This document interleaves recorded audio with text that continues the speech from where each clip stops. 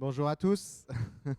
Donc soyez les bienvenus dans la maison du Seigneur. C'est une joie, même si c'est la période de vacances, c'est aussi la fête encore toute l'année au fond de notre cœur, parce que nous sommes en présence du Seigneur, parce que nous sommes ses enfants, parce que nous lui appartenons. Et c'est ce matin ce que nous voulons exprimer aussi par nos louanges, par nos chants, par ces moments où nous sommes disponibles à son service ce matin. Amen. Donc je vous inviterai, si vous le voulez bien, à chanter ces quelques chants avec nous. Donc on va commencer par ce chant qui dit « Quelle joie dans la maison du Père ». Amen. C'est une joie merveilleuse parce que nous savons que là nous sommes bien. Nous avons notre famille, nos frères, nos sœurs et nous pouvons nous faire du bien dans sa présence. Que Dieu soit béni. Si vous avez un peu d'énergie, je vous invite à nous lever avec nous.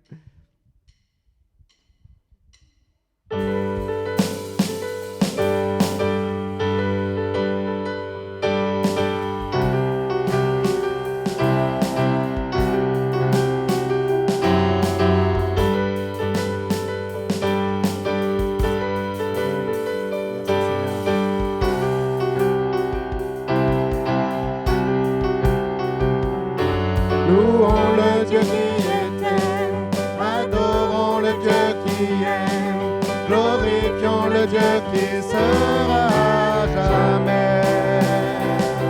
Il délivre les captifs, il ouvre la mer en deux. Notre Dieu est victorieux. Quelle joie dans la maison du Père, quelle joie dans la maison de notre Dieu. Nous élevons nos voix, nous ne nous tairons pas.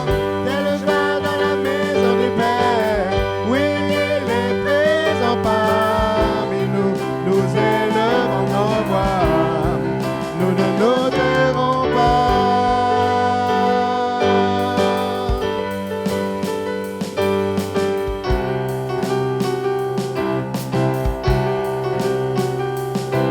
Louons le Dieu qui guérit, louons le Dieu qui agit, louons le Dieu qui nous ouvre le chemin. Sur la croix il s'est livré, puis il est ressuscité. Notre Dieu nous redonne vie.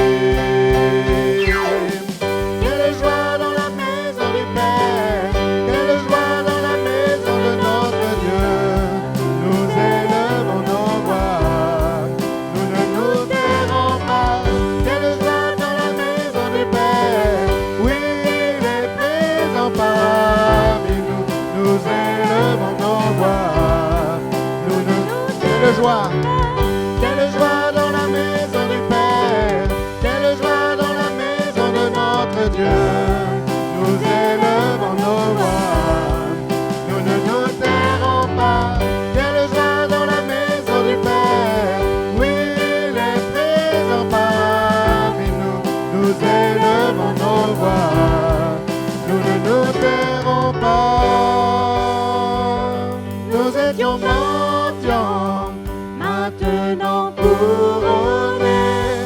Nous étions captifs, maintenant libérés.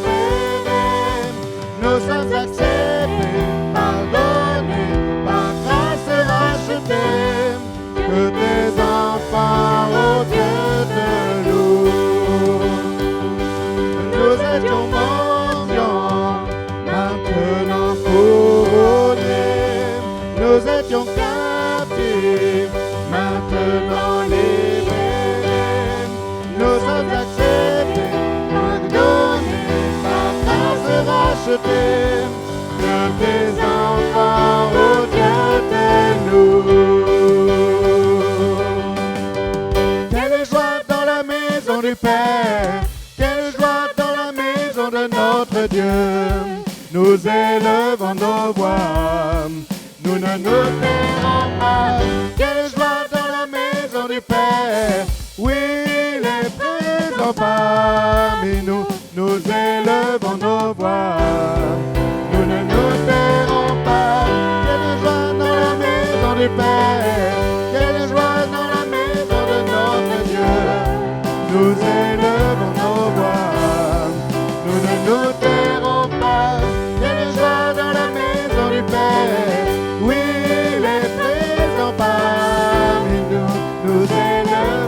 voix, nous ne nous tairons pas.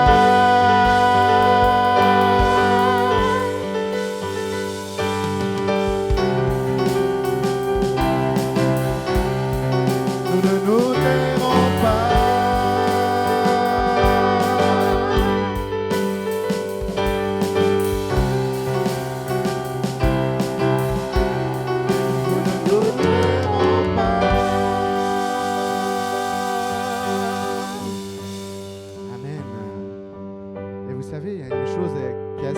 Extraordinaire, c'est que quand on est dans la joie, ça se voit aussi.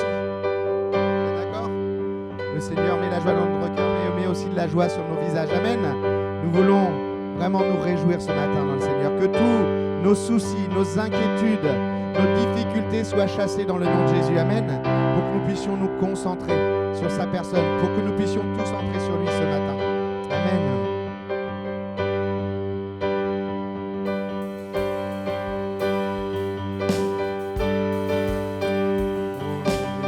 Te louons ce matin, Seigneur. Assemblons-nous pour le louer. Vers notre Dieu, faisons monter nos voix. Pour élever sa majesté, il est là.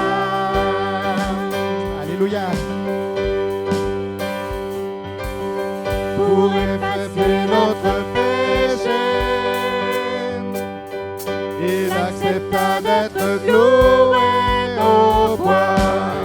Jésus seul pouvait triompher à la croix.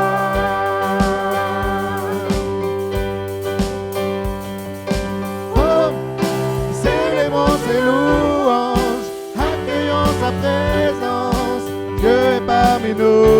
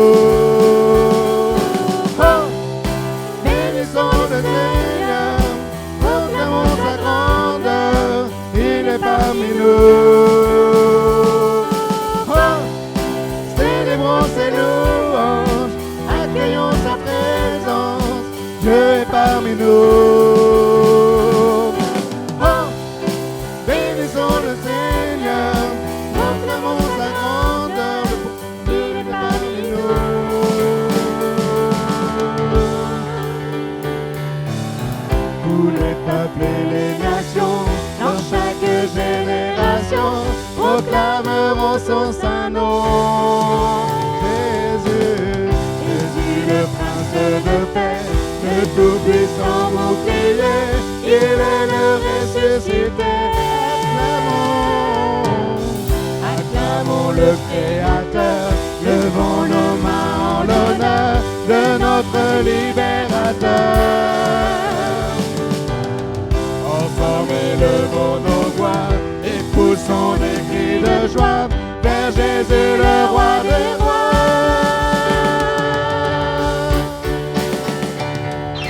Oh, célébrons ses louanges, accueillons sa présence, Dieu est parmi nous. Oh, bénissons le Seigneur, proclamons sa grandeur, il est parmi nous. Oh, oh, oh, célébrons ses louanges, accueillons sa présence, Dieu est parmi nous. Oh, oh, oh, bénissons le Seigneur, proclamons sa grandeur, il est parmi nous. Il est parmi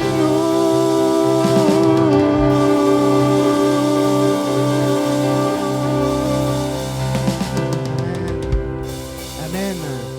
C'est vrai que nous avons cette certitude ce matin. Il est au milieu de nous. Amen.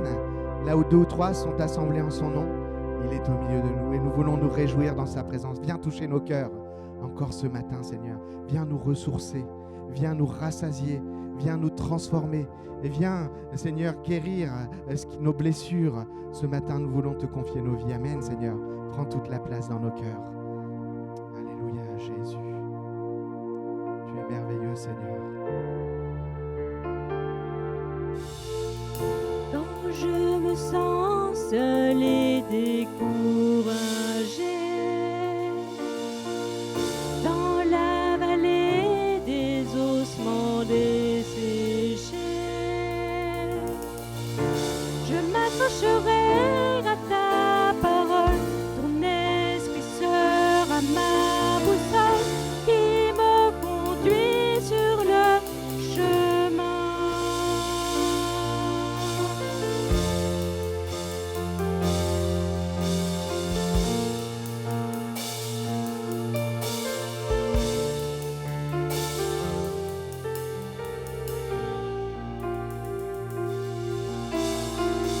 Je ne retournerai pas en arrière. La route est longue, mais mon cœur persévère. Car tu es sans cesse à mes côtés, ta grâce inonde mes pensées.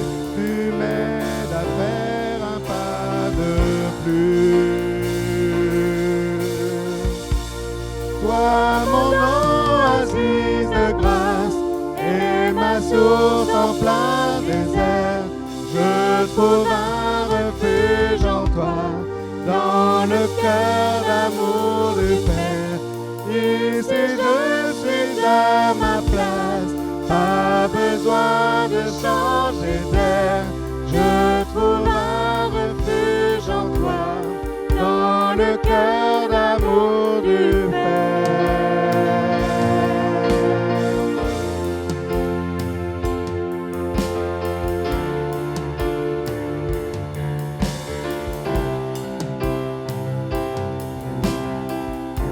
Pourquoi me contenterais-je d'un mirage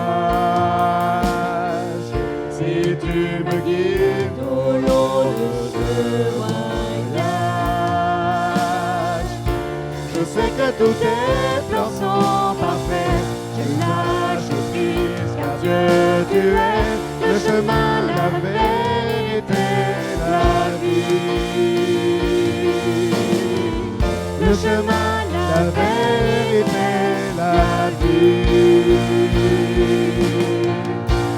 Toi, mon oasis de grâce et ma source en plein désert, je trouve un refuge en toi, dans le cœur d'amour du Père. Ici je suis à ma place, pas besoin de changer.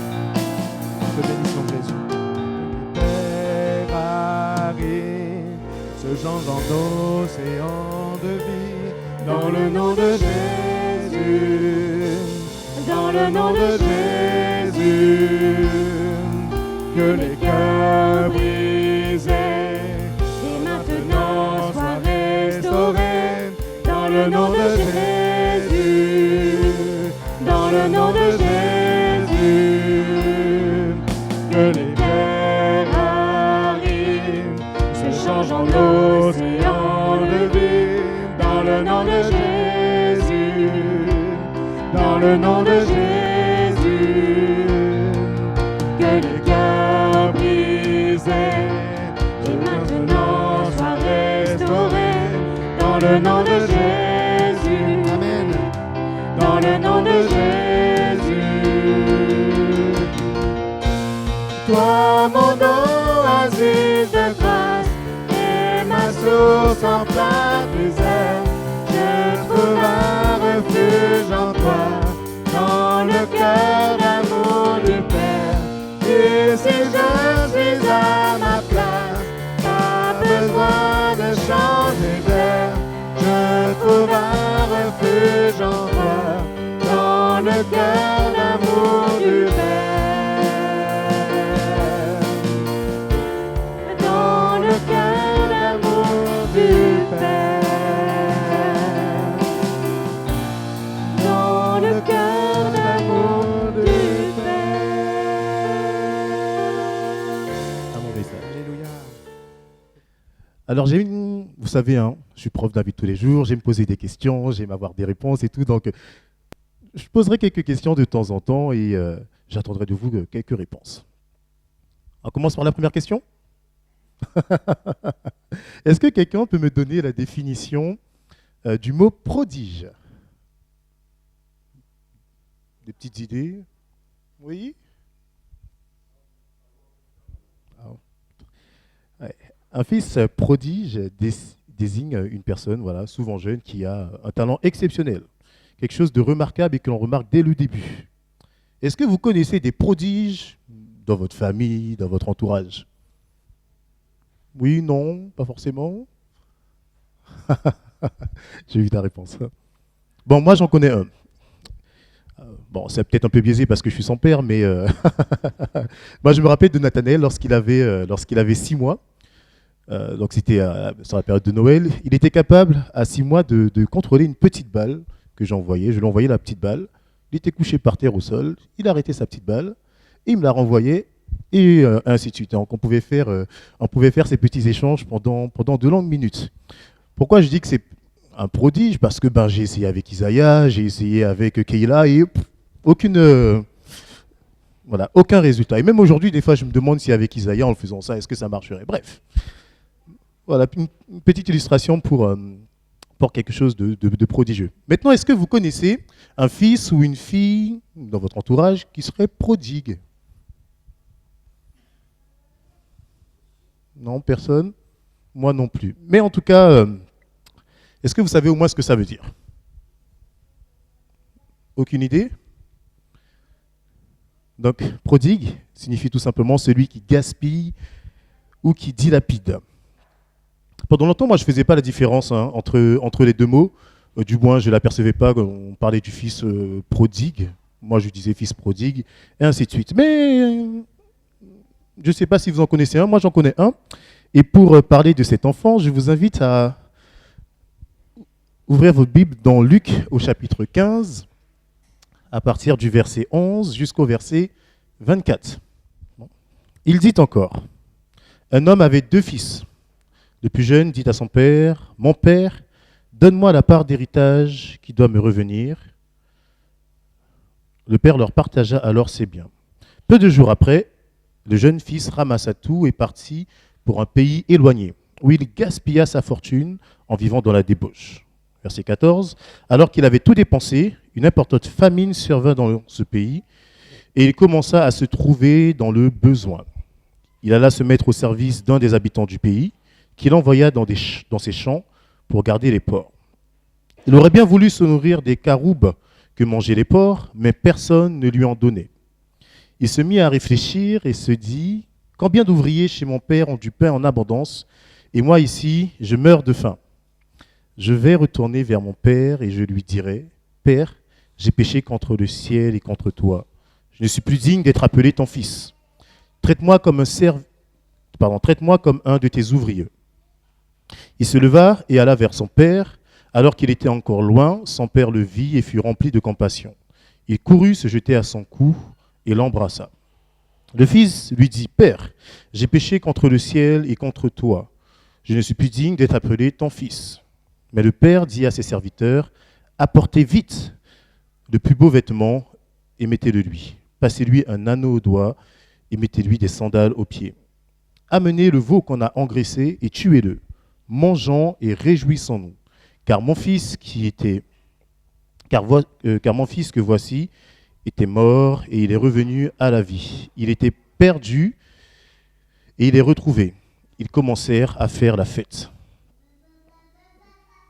Donc c'est une histoire que vous connaissez sûrement bien. Je la résume en quelques phrases. Donc c'est l'histoire d'un homme qui a 2 fils. Le plus jeune demande sa part d'héritage et il part. En partant, il dilapide tous ses biens, tout ce qu'il avait reçu de sa part d'héritage. Une famille survient et il tombe dans la misère et il finit par garder des porcs. Et au bout d'un moment, il prend conscience de son état, il décide de retourner vers son père parce qu'il trouve que les serviteurs de son père sont dans une meilleure situation que lui. Donc le passage que nous venons de lire est une des paraboles de Jésus. Et dans la Bible, nous pouvons en compter entre 35 et 40 en fonction des versions. Pour ceux qui ne le savent pas, une parabole, c'est une histoire simple où souvent, au travers d'images, où Jésus utilise souvent des images pour faire éclater quelques vérités, des vérités spirituelles notamment. Et dans cette parabole, Jésus a une seule volonté. Il veut, au travers d'une simple famille, il veut nous révéler le cœur du Père. Notre passage, il commence par, vous avez suivi ou pas, verset 11 ? Il commence par quoi notre passage ?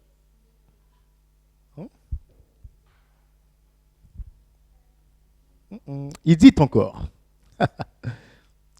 Donc, la parabole du fils prodigue est la continuité de 2 autres histoires, les histoires qui sont à partir du verset 1 au verset 11. Et je vous invite à lire juste les 2 premiers versets juste avant pour un peu comprendre le contexte de notre histoire.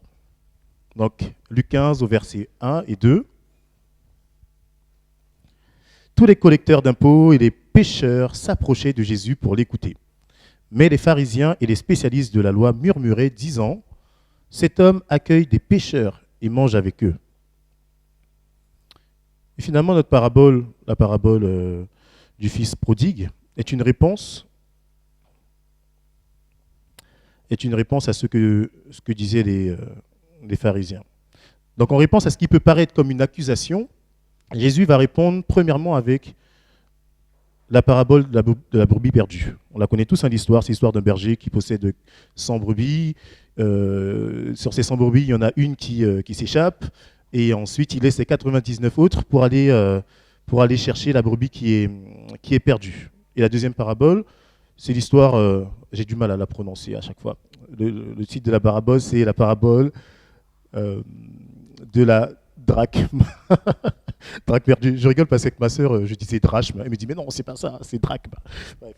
C'est la parabole de la pièce perdue que vous connaissez aussi sûrement, où au travers de cette histoire, Jésus nous montre que chacun a de la valeur à ses yeux. Et ensuite, nous avons la parabole du fils prodigue qui arrive en 3e position, toujours en réponse à ce que disaient les pharisiens.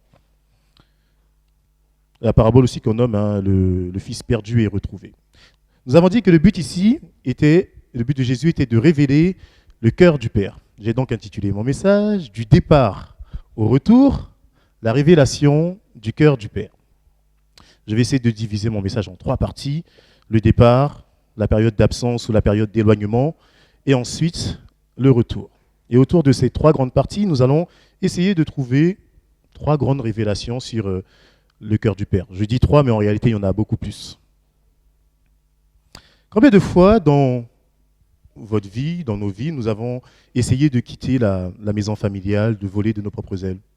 Personne n'a jamais eu envie de quitter chez soi et de dire « Bon, allez, je m'en vais et je vais profiter de ma vie ». Personne ici ? Je suis le seul. En tout cas, moi, je me souviens lorsque j'avais lorsque j'avais 18 ans. J'attendais une seule chose après, lorsque j'ai eu 18 ans, c'était avoir mon bac et ensuite venir en métropole pour vivre mes rêves, faire mes études dans la musique, et ainsi de suite. Et mes parents ne pouvant pas financer mes études, je me suis promis de travailler et de tout faire pour réussir. Mais je n'ai jamais osé dire ce que le fils prodigue a dit à son père au verset 12. Mon père, donne-moi ma part d'héritage, donne-moi ce qui doit me revenir. Après, peut-être que dans mon cas, il n'y avait pas d'héritage, donc je n'ai pas osé, mais c'est autre chose. En tout cas, partir, c'est une chose, mais il ne demande pas juste à partir, il demande son héritage. L'héritage, c'est un peu la somme des biens, en tout cas le résultat de peut-être toute une vie de travail et tout, et que l'on lègue généralement à nos enfants une fois que nous ne sommes plus de cette terre.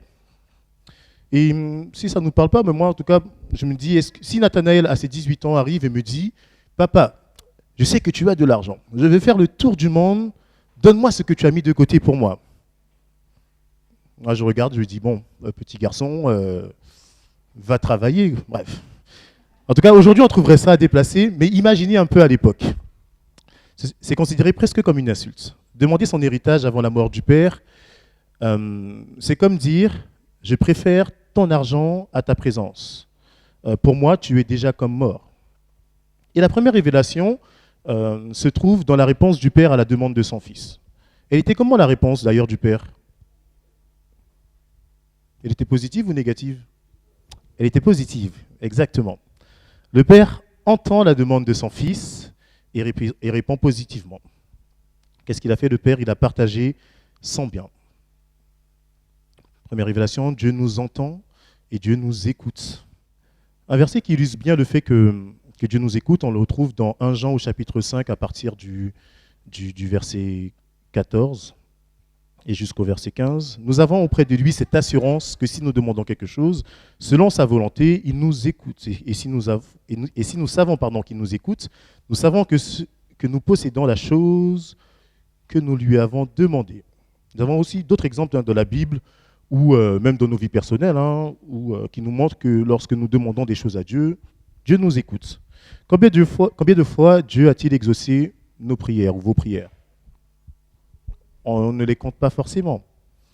Après, un exemple personnel, moi je me souviens très bien, il y a quelques années, c'est un exemple parmi tant d'autres, on nous avait volé notre voiture et puis on s'est retrouvé un peu dans une galère et donc l'assurance a pris le relais, ils nous ont remboursé la valeur de la voiture et moi avec Daisy on se disait on ne veut pas du tout, on ne veut pas dépenser plus que ce que l'assurance nous donne. Et on s'était arrêté sur un modèle de voiture, et à l'époque c'était une Seat Ibiza, une Seat Altea, pardon. Et je dis bizarrement parce que je ne trouve pas le bon terme. On trouve un garage, la voiture nous plaît, et qu'est-ce qui se passe? La somme qu'on avait reçue de l'assurance correspondait exactement à 100 € près à la somme de la voiture. Et du coup, on s'est dit, mais nous, on ne veut pas dépenser. Et finalement, il y a plusieurs garages comme ça où on peut payer un peu à crédit, en payant 2, 3 fois, 4 fois. Et tout, et nous, on lui dit, mais nous, on paye comptant. Ok, dans ce cas-là, je vous fais à tel prix. Et le prix correspondait exactement à la somme qu'on avait reçue d'assurance. Donc, c'est un exemple de prière que l'on fait, en tout cas de souhait que l'on a et que Dieu exauce. Et vous avez aussi, sûrement dans vos vies, plein d'exemples. Dans la Bible, nous avons aussi un exemple avec Élie qui prie pour que le feu descende du ciel. Dans 1 Roi au chapitre 18, à partir du verset 36, du verset 36 au verset 39, nous n'allons pas le lire, mais la Bible nous dit que Dieu répondit immédiatement. Des fois, Dieu il n'attend pas, il répond tout de suite. Nous avons aussi l'exemple de Salomon qui demande la sagesse et Dieu lui accorde. Et dans notre histoire, là on parle de choses un peu positives et tout ça, dans notre histoire, on est tous d'accord pour dire que l'attitude du fils n'est pas forcément une attitude positive. Demander son héritage n'est pas forcément la meilleure chose à faire. En tout cas, ne témoigne pas forcément d'un bon état de cœur. Dans Matthieu 5, à partir du verset 25, du verset 45, en tout cas, la fin du verset déclare « Dieu fait pleuvoir sur le juste et le moins juste, sur le bon comme sur le mauvais. » Lorsque nous demandons des choses à Dieu, il est libre de nous les accorder ou non. Vous êtes d'accord? Oui. Ce n'est pas parce qu'on est croyant qu'il va forcément nous les accorder. Et ce n'est pas parce qu'on n'est pas croyant qu'il ne nous entend pas et qu'il ne répond pas à nos prières. Croyant ou non, nous devons faire attention à une petite chose. C'est une petite parenthèse. Ce n'est pas parce que Dieu nous accorde quelque chose qu'il est forcément OK ou qu'il est forcément d'accord à 100% avec cela. Je vais m'expliquer ici, je veux juste différencier deux choses. Ce qu'on appelle d'un côté la volonté parfaite de Dieu et de l'autre côté ce qu'on appelle la volonté permissive. Pour illustrer, pour expliquer un peu ce que c'est la volonté parfaite de Dieu, nous pouvons lire dans Romains 12 à partir du verset 2, et nous lisons dans la version Semeur. Ne vous laissez pas modeler par le monde actuel, mais laissez-vous transformer par le renouvellement de votre pensée pour pouvoir discerner la volonté de Dieu. Et c'est quoi la volonté de Dieu? C'est ce qui est bon, c'est ce qui lui plaît et c'est ce qui est parfait. Donc la volonté de Dieu pour nous est ce qui est bon, je le redis, ce qui est bon pour nous, ce qui plaît à Dieu et ce qui est parfait aux yeux de Dieu. Dans le cas du fils prodigue, on ne peut pas forcément dire qu'on est dans ce qu'on pourrait appeler la volonté parfaite de Dieu. On serait plus dans ce qu'on pourrait appeler la volonté permissive de Dieu. Et dans son plan parfait, je ne pense pas que Dieu souhaitait que le fils parte et dilapide tout l'argent du père. Mais d'une certaine manière, on peut dire que Dieu le permet parce que lui, c'est toute chose. Il voit ce que nous ne voyons pas. Et nous avons un exemple dans la Bible aussi de volonté permissive de Dieu. Dans Genèse, au chapitre 50, à partir du verset 20, c'est l'histoire de David. L'histoire de Joseph. Joseph dira, vous avez médité de me faire du mal, Dieu l'a changé en bien pour accomplir ce qui m'arrive aujourd'hui. Dieu a autorisé ou a laissé faire les frères de Joseph parce que Dieu avait inscrit les mauvais agissements de ses frères dans un plan parfait. Nous avons aussi l'exemple de Job où la Bible dit littéralement où Jésus échange avec Satan, il lui donne Dieu échange avec Satan et lui dit littéralement ok, je te laisse faire, mais attention, je te donne un cadre, ne touche pas à sa vie. Dieu va permettre certaines choses dans nos vies. Il va permettre certaines situations positives ou négatives, mais ce n'est pas parce qu'il le permet qu'on l'inscrit forcément dans ce que l'on peut appeler la volonté parfaite. Dieu entend, nous l'avons dit, Dieu répond. Mais attention, ce n'est pas parce qu'il dit oui que c'est forcément oui à nos agissements et à nos intentions. Revenons à notre histoire. Lorsque le fils prodigue a demandé l'héritage, le père a accordé l'héritage aux deux enfants. Souvent, on s'occupe du fils prodigue, mais lorsqu'on lit bien, on remarque bien, je lis la version Semeur qui est peut-être un peu plus claire. Le jeune homme dit, mon père, donne-moi ma part d'héritage, c'est qui doit me revenir un jour. Et le père fit le partage de ses biens entre ses deux fils. Les deux fils ont reçu leur part d'héritage, mais les deux ne réagissent pas de la même manière. Le grand, qu'est-ce qu'il a fait, le grand fils? Il est resté, exactement, et le petit, lui, il est parti. D'une certaine manière, on peut dire que le petit, il est parti, il a choisi de s'éloigner, il a choisi de couper la relation qu'il avait avec sa famille. En quittant le foyer, il n'est plus soumis aux règles du foyer. Et ça me rappelle encore une histoire. Lorsque nous étions petits avec mes sœurs, ma mère aimait souvent dire « Tant que vous êtes chez moi, vous suivez mes règles ». Elle ajoutait aussi « Lorsque vous serez chez vous, alors ce sera vos règles ». Et oui, souvent, lorsque nous sommes dans la maison de nos parents, nous devons nous plier obligatoirement aux règles de vie de nos parents. Et dire à son père « Donne-moi mon argent » n'est pas une décision qui a été prise finalement sur un coup de tête. Il n'est pas arrivé en disant « Papa, donne-moi mon argent ». C'est quelque chose qu'il a dû réfléchir, qu'il a dû imaginer. Il a dû même penser okay, à quel est le meilleur moment pour que je puisse poser cette question-là. Et même, je pense qu'il avait déjà projeté un peu tout ce qu'il allait faire avec cet argent. Nous avons dit que c'était quoi le but de Dieu avec cette histoire? Vous vous rappelez ou pas? Le but de Dieu ici, c'était de révéler le cœur de Dieu. Le but de Jésus, du coup, parce que c'est Jésus qui raconte cette histoire. Dieu, dans l'histoire, il est représenté par qui, d'après vous? Nous avons trois personnages, les deux fils et le père. Ici, dans notre histoire, oui, Dieu, il est bien représenté par le père. Donc, s'éloigner de la présence de Dieu, s'éloigner de la présence du père par rapport au fils, nous avons dit que c'était quelque chose qui était presque planifié.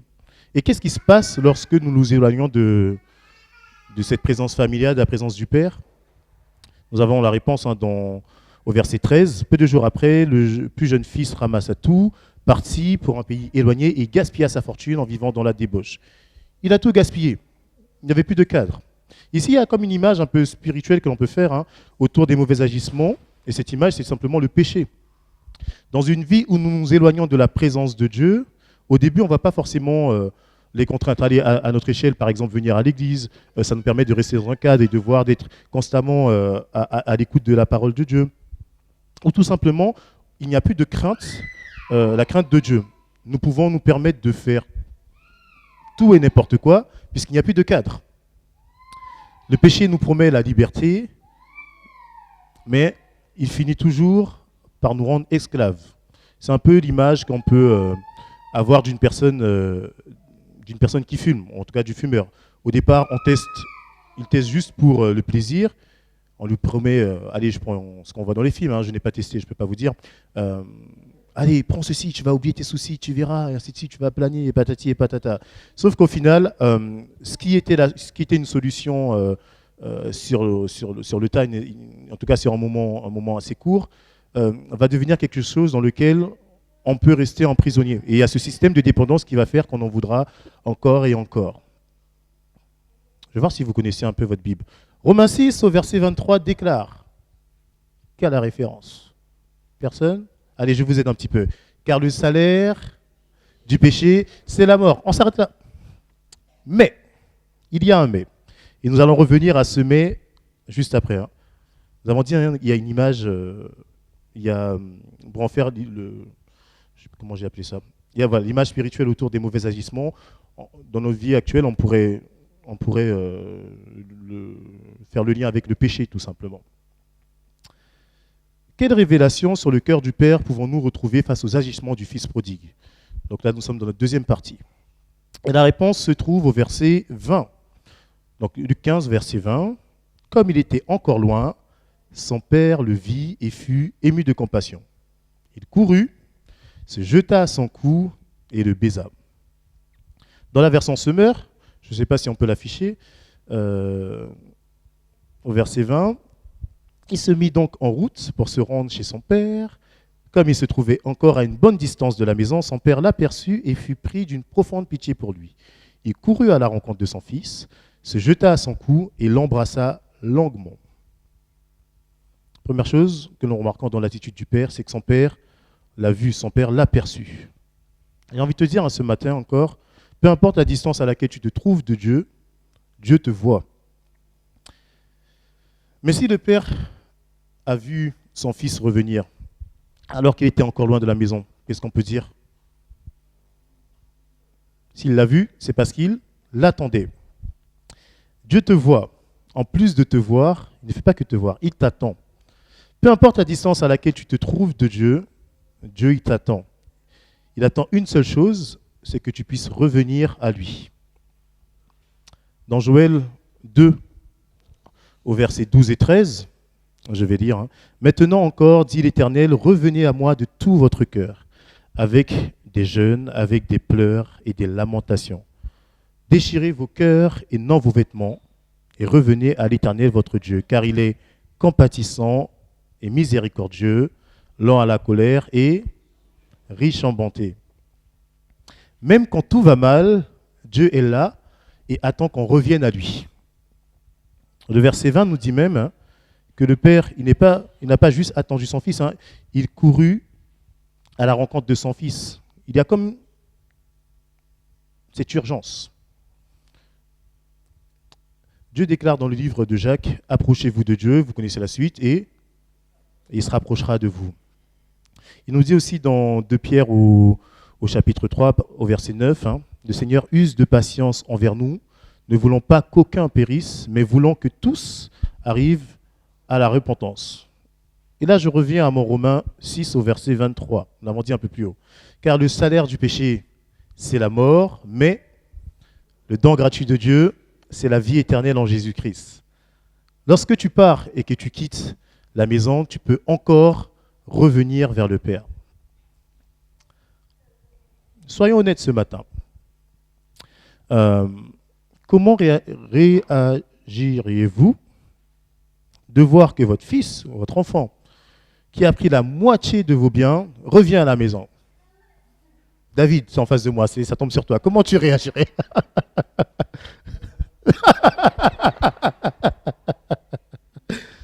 Bon, moi je pense sincèrement que j'accueillerai mon enfant, mais je lui passerai un bon savon, avant ou après, je ne sais pas, mais je pense que c'est la réaction que j'aurai. Ah là là. Dans Éphésiens 2, à partir du verset 4, Dieu nous dit, la Bible nous dit, pardon, mais Dieu qui est riche en miséricorde, à cause du grand amour dont il nous a aimés, nous qui étions morts par nos offenses, il nous a rendu la vie avec Christ. Le jeune homme, il n'est pas revenu avec des excuses parfaites ou avec des mérites. Il est revenu brisé. Et le plus important, c'est quoi dans cette histoire finalement? Eh oui, le plus important, c'est qu'il soit revenu. Le jeune homme, il est revenu. Dieu veut que toi aussi, peu importe ce que tu traverses, il veut que tu reviennes à lui. Et à chaque fois, depuis tout à l'heure, on parle un peu des réactions du Père. Et le Père, il n'a pas commencé par un discours. Il n'a pas rappelé les fautes de son fils. Il a donné un seul ordre. Apportez vite le plus beau vêtement. Il y a un mot qui est important ici, c'est le mot vite. Le mot vite ici, c'est parce que Dieu, il n'a pas notre temps. Quand il pardonne et quand il restaure, c'est tout de suite. Apportez vite le plus beau vêtement. Le vêtement ici, ce n'est pas simplement un simple habit comme nous pouvons porter ce matin, mais c'est le symbole d'une restauration. C'est comme une identité retrouvée. Là où le fils se voyait un serviteur, le père, lui, voyait encore un fils. Là où le péché avait laissé des traces, le Père, il a couvert tout ce qu'il a fait avec sa grâce. Dieu, au travers de l'image du vêtement, nous rappelle que tu n'es pas ce que tu as fait. Tu es ce que Dieu dit de toi. Je vais conclure. Et du coup, là, vous savez, je suis prof dans la vie tous les jours, donc c'est l'heure de l'interrogation.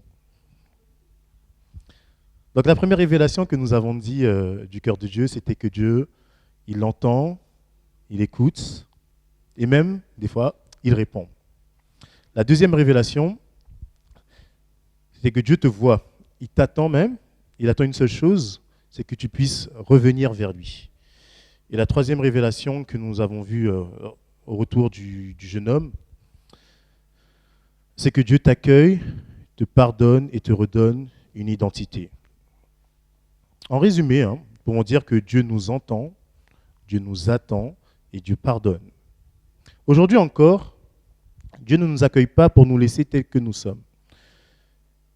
Il veut nous relever, il nous relève, il nous protège, il nous restaure. Alors peu importe, je l'ai dit déjà, jusqu'où tu es allé, peu importe ce que tu as perdu, il y a toujours un Père qui t'attend. Parce qu'avec Dieu, on ne revient jamais pour être humilié, on revient pour être restauré. Amen. Si vous voulez bien, je vais vous proposer nous allons prendre un petit temps de réflexion où chacun va regarder à lui-même. Et peut-être que tout va mal dans ta vie, ou peut-être que tout va mal dans un domaine de ta vie, et peut-être même que tu sombres dans le péché ou que tu es loin de Dieu tout simplement. Et je nous propose, parce que je parle aussi à moi, de s'arrêter quelques instants et juste d'analyser quelques situations et de prendre conscience de la situation. Le jeune homme l'a fait. Nous avons un autre exemple dans la Bible, avec le roi David qui l'a fait dans le psaume 51 au verset 6, où il dira, David dit au Seigneur, j'ai péché contre toi et j'ai fait ce qui est mal à tes yeux. D'ailleurs, c'est la même parole que le jeune homme a repris. Le Seigneur, il veut restaurer plusieurs d'entre nous ce matin, moi y compris. Le même Dieu qui a restauré le fils prodigue veut te restaurer toi aussi ce matin.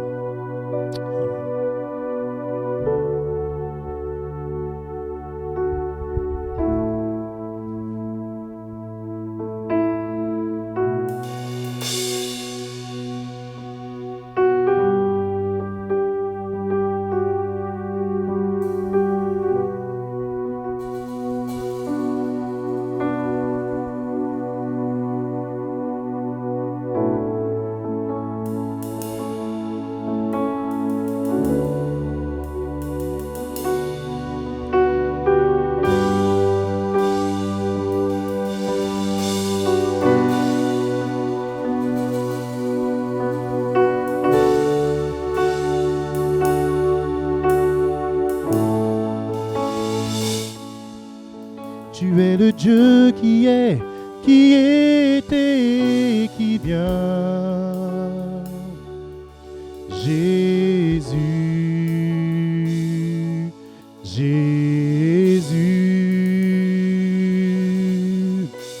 En toi je crois, ma vie est dans tes mains.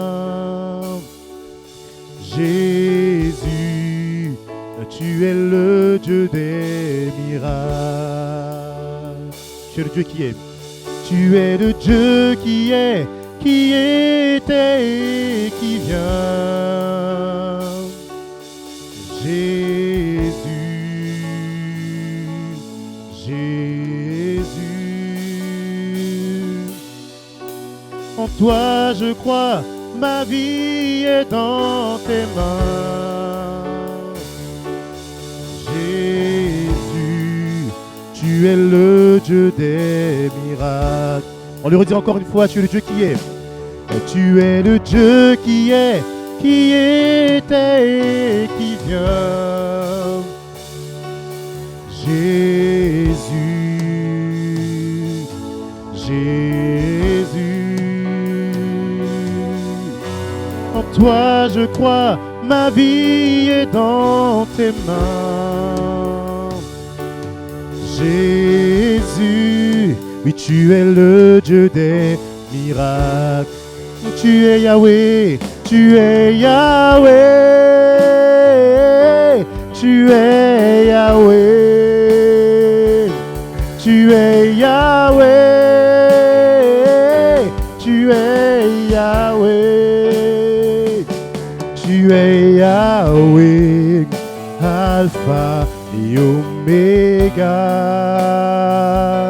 tu es Yahweh, Alpha et Oméga. Tu es Yahweh, tu es Yahweh, tu es Yahweh, tu es Yahweh, tu es Yahweh, tu es Yahweh, Alpha et Oméga. Tu es Yahweh, Alpha et Oméga. Tu es le Dieu qui est, qui était et qui vient. Tu es le Dieu qui est, qui était et qui vient. Jésus, Jésus. En toi je crois, ma vie est dans tes mains. Jésus, tu es le Dieu des miracles. Tu es le Dieu qui est. Oui, tu es le Dieu qui est, qui était et qui vient. Jésus, Jésus. En toi je crois, ma vie est dans tes mains. Jésus, tu es le Dieu des miracles. Tu es Yahweh, tu es Yahweh, tu es Yahweh, tu es Yahweh, tu es Yahweh, tu es Yahweh, Alpha et Oméga. Tu es Yahweh, Alpha et Oméga. Merci Seigneur parce que tu es le Dieu qui est, qui était, qui vient Seigneur. Peu importe ce que nous avons fait, peu importe Seigneur les erreurs Seigneur que nous avons commises Seigneur, peu importe les mauvaises décisions Seigneur, nous voulons nous rappeler ce matin que tu es un Dieu Seigneur qui veille sur nous. Tu es celui qui nous écoute, tu es celui qui nous entend.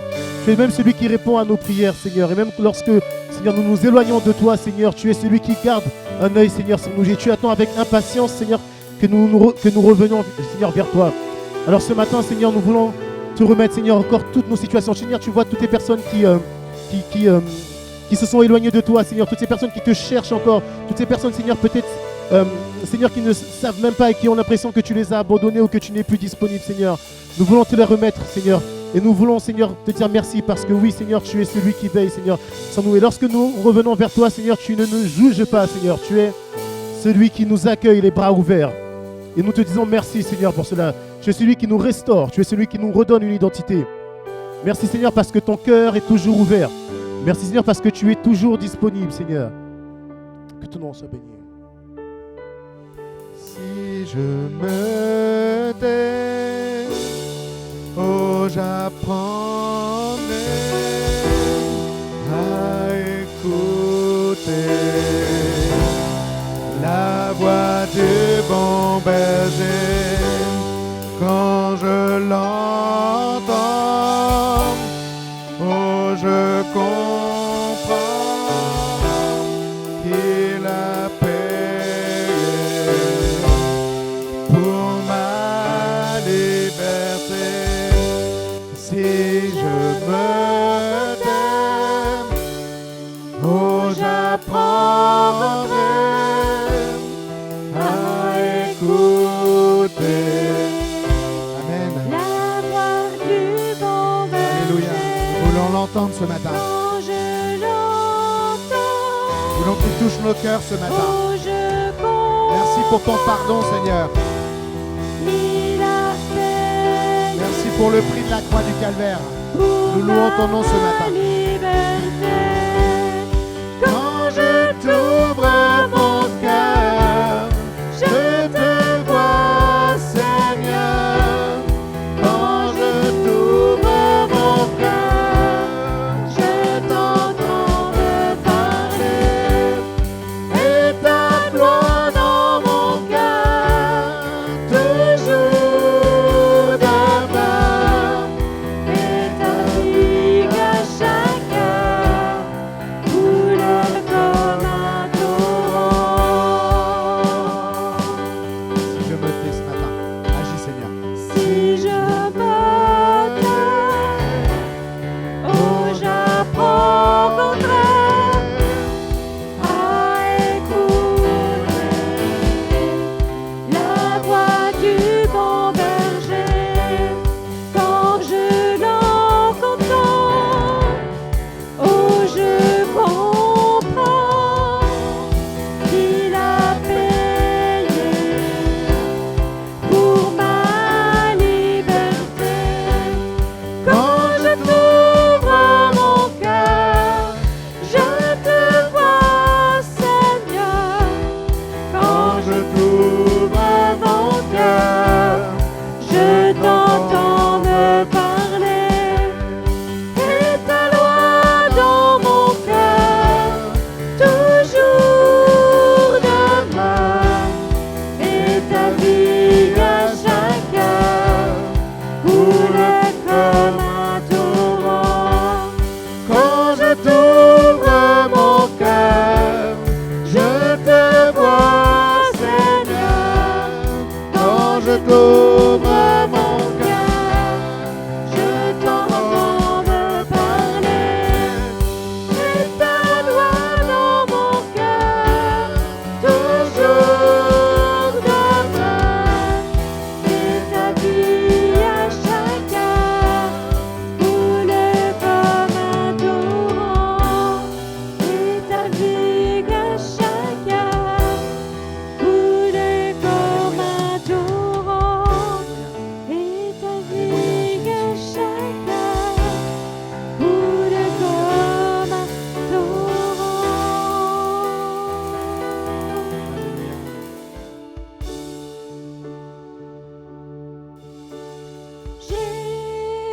Jésus, sois le centre,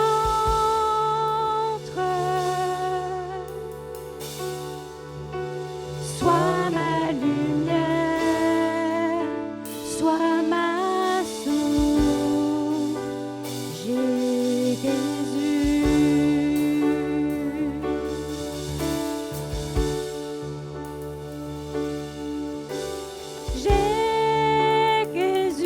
Jésus, sois là le centre,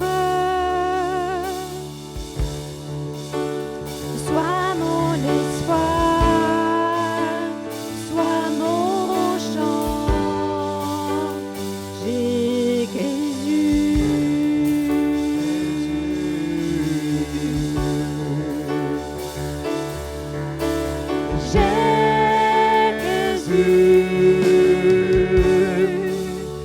Sois le centre,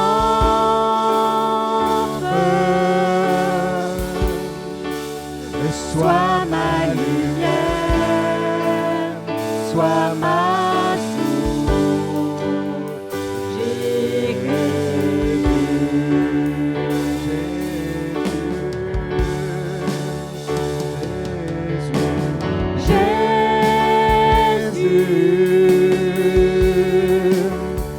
Sois là le centre,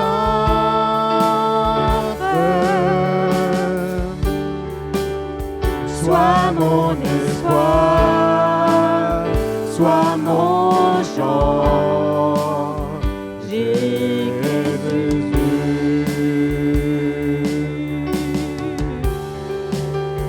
Sois le feu dans mon cœur, sois le vent dans mes voiles, sois la raison de ma vie, Jésus,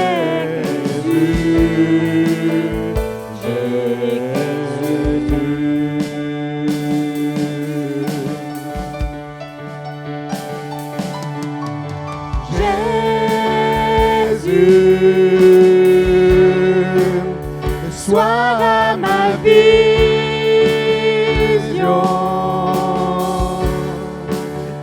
sois mon chemin, sois mon guide, Jésus. Amen. Sois le feu, sois le feu dans mon cœur, sois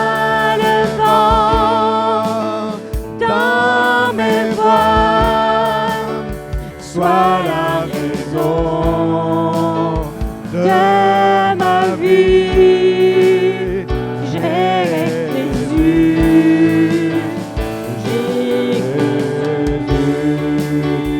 sois le feu dans mon cœur, sois le vent dans mes voiles, sois la raison de ma vie, Jésus,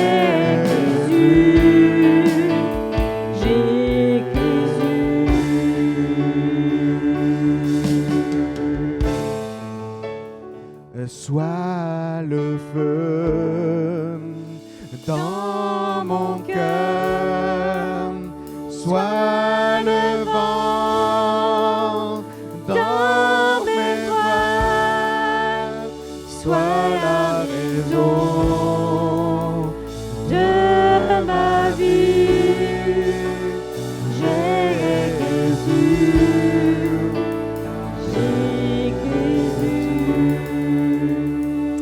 Amen.